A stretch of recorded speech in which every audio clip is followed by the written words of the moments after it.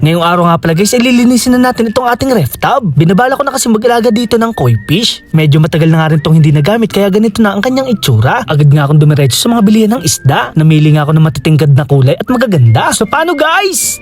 Tara!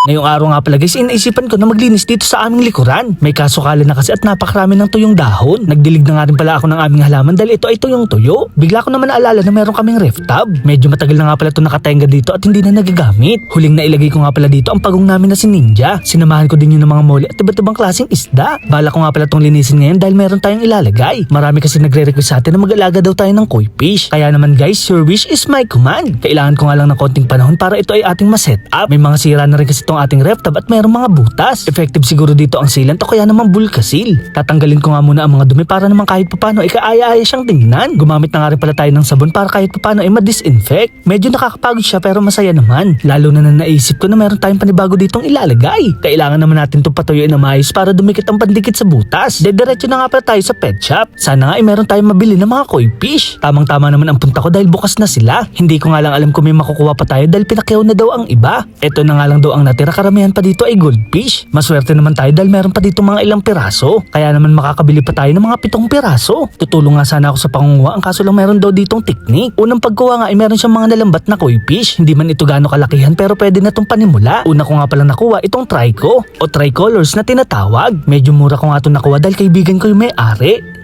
Char. Ito naman yung local na karamihan natin nakikita sa mga fish pond. Kumuha na nga rin ako ng isa para maging makulay. May nakita rin pala tayo ditong showa. Pagkakaalam ko nga ito ay galing pang Japan. Kumuha na nga rin ako ng isa para meron na rin tayong strain. May parang senki nga rin pala ako dito nakita pero parang hindi pa nabibuild ang kanyang kulay. 4 na piraso pa nga lang to at ating pang dadagdagan. May nakita kasi akong kulay gold at kulay silver. Medyo may kahirapan lang silang hulihin dahil nasa labas sila ng lambat. Naglabasan nga sila at napakarami pa pala nila dito sa ilalim. Hindi ko nga alam kung golden ogon ba itong nakuha namin. May halo na kasi itong kulay itim at hindi siya pure gold. Platinum naman siguro ang tawag sa isang to. Medyo nakukulangan nga ako at magdadagdag pa tayo ng isa. Solid nga dahil may nakuha pa tayong kohaku. Ito nga pala ay kulay puti na may batik na kulay orange. Bumili na nga rin pala ako ng maliit na water pump. Hindi pa naman sila ganun kalakas magdumi kaya ito na lang munang maliit. May nakita na naman ako ditong mga nakakatakot na mga isda. Mga pako fish nga pala ang tawag sa kanila. Mga giant na nga pala to at sagad na sa laki. Medyo may edad na rin sila kaya ganito na ang kanilang kulay. Kaya naman guys, kailangan na natin umuwi ng bahay. Dito ko muna kasi ilalagay ang ating mga koi fish. Habang inaayos pa ang kanilang mga paglalagyan, inacclimate ko na rin sila para hindi sila ma-water shock. After mga ilang minutes, pwede ko na silang pakawalan. Grabe nga guys, napakaganda pala ng mga kulay ng ating nakuha. Kakailanganin ko siguro dito ng fountain filter para mas mabilis luminaw ang tubig. Ang mga koi fish kasi ay napakabilis magdumi, lalo na kapag maliit lang ang kanilang pinaglalagyan. Medyo bibitinin ko nga muna itong ating video. Bukas ko pa kasi tatakpan ang mga butas nito. Maghahanap pa at maglalagay din kasi tayo dito ng mga bato. So paano guys, hanggang dito na lang. Abangan nyo sana ang ating part 2. Maraming salamat sa panonood.